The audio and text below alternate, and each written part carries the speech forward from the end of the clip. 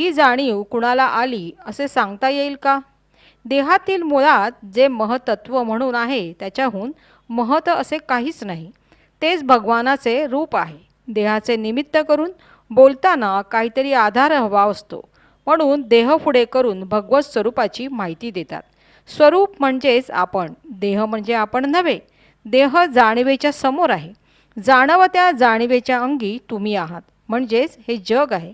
जे काही जाणवते तेच भगवानाचे रूप म्हणजेच आपले स्वरूप. याचे त्याचे असे काही नाही. आईबापाने ठेवलेली नावे वगळता ही जाणीव कुणाला आली असे सांगता येईल का? नाही. जाणवती जाणीव आली व ती विश्वरूप व्याली. कोणाला आली असे सांगायला व्यक्ती नाही. व्यक्त आहे व तेच व्यापक आहे. जे जे दिसते भासते ते जाणीवेचे जाणपण आहे. आपण स्वप्न जगत पाहतो ते जग भोगणारा जाणीवेचा जाणपणा म्हणजे प्रकाश, अमका तमका नाही. तुम्ही मग काहीही पहा, तुम्हाला जे दिसते ते सर्व कृष्णाचे म्हणजे तुमचे स्वरूप आहे.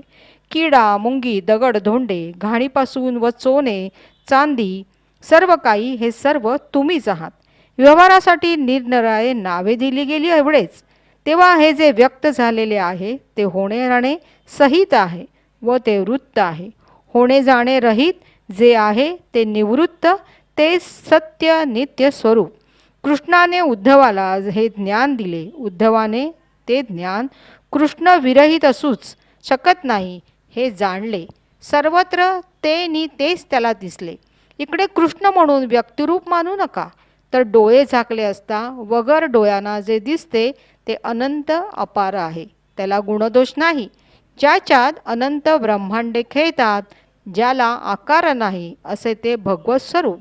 जे शेवटी म्हणजे प्रारंभाच्या आपण असलेल्या ज्ञानाच्या आधी असते, त्याच्यात जो रमला तो त्या डोहातच डुबून जातो. हे जे अध्यात्म ज्ञानातूनच हा स्वभाव निर्माण झाला आहे, हा स्वामी आहे म्हणजे स्व अधिक हमी. तेव्हा सर्व काही स्वरूपच आहे असे कळल्यानंतर त्याचे बरे वाईट कोण करणार किंवा होऊ तरी शकते का? कारण बरेही तेच, वाईटही तेच.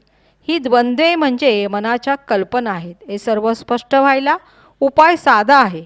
तर आपण असल्याचा ज्ञानरूपी स्तन देहबुद्धी न मिसळता अष्टोप्रहर चोखत राहणे. हे जमले नाही तर अखिल चैतन्याचे सर्व नाम म्हणजे जय गुरु हे म्हणत राहणे.